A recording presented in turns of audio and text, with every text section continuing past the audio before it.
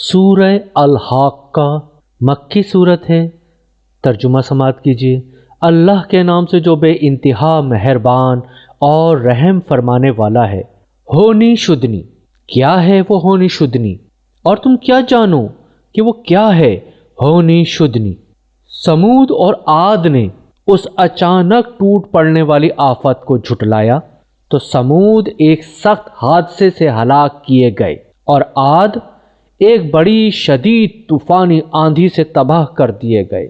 اللہ تعالیٰ نے اس کو مسلسل 7 رات اور 8 دن ان پر مسلط رکھا۔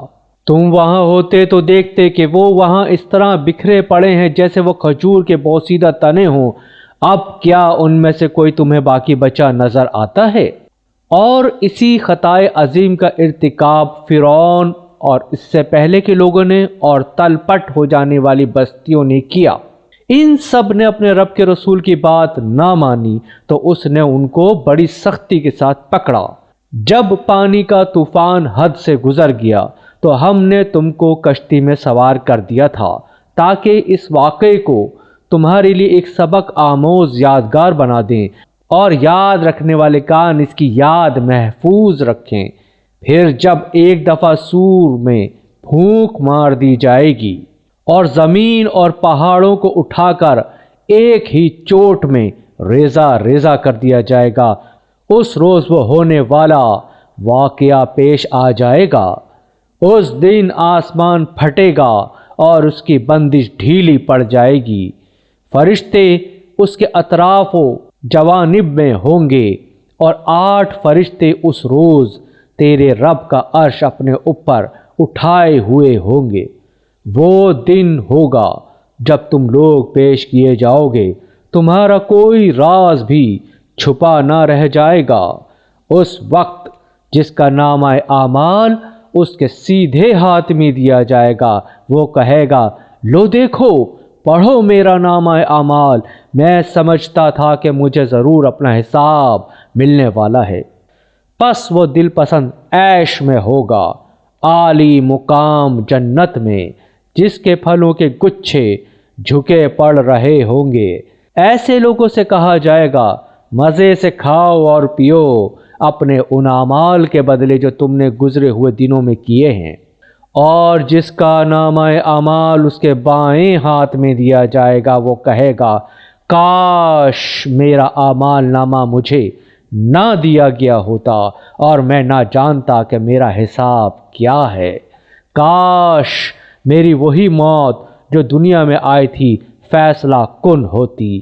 آج میرا مال میرے کچھ کام نہ آیا، میرا سارا اقتدار ختم ہو گیا۔ حکم ہوگا، پکڑو اسے اور اس کی گردن میں توق ڈال دو، پھر اسے جہنم میں جھونک دو، پھر اس کو 70 ہاتھ لمبی زنجیر میں جکڑ دو۔ یہ نہ اللہ بزرگ و برتر پر ایمان لاتا تھا اور نہ مسکین کو کھانا کھلانے کی ترغیب دیتا تھا، لہٰذا آج نہ یہاں اس کا کوئی یار غم خوار ہے اور نہ زخموں کی دھون کے سوا اس کے لیے کوئی کھانا جسے خطا کاروں کے سوا کوئی نہیں کھاتا۔ پس نہیں، میں قسم کھاتا ہوں ان چیزوں کی بھی جو تم دیکھتے ہو اور ان کی بھی جنہیں تم نہیں دیکھتے۔ یہ ایک رسول کریم کا قول ہے، کسی شاعر کا قول نہیں ہے۔ تم لوگ کم ہی ایمان لاتے ہو اور نہ یہ کسی کاہن کا قول ہے، تم لوگ کم ہی غور کرتے ہو۔ یہ رب العالمین کی طرف سے نازل ہوا ہے، اور اگر اس نبی صلی اللہ علیہ وآلہ وسلم نے خود گھڑ کر کوئی بات ہماری طرف منسوب کی ہوتی تو ہم اس کا دایاں ہاتھ پکڑ لیتے اور اس کی رگ گردن کاٹ ڈالتے، پھر تم میں سے کوئی ہمیں اس کام سے روکنے والا نہ ہوتا۔ در حقیقت یہ پرہیزگار لوگوں کے لیے ایک نصیحت ہے، اور ہم جانتے ہیں کہ تم میں سے کچھ لوگ جھٹلانے والے ہیں۔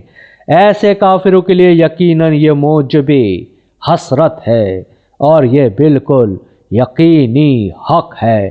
پس اے نبی صلی اللہ علیہ وآلہ وسلم اپنے رب عظیم کے نام کی تسبیح کرو۔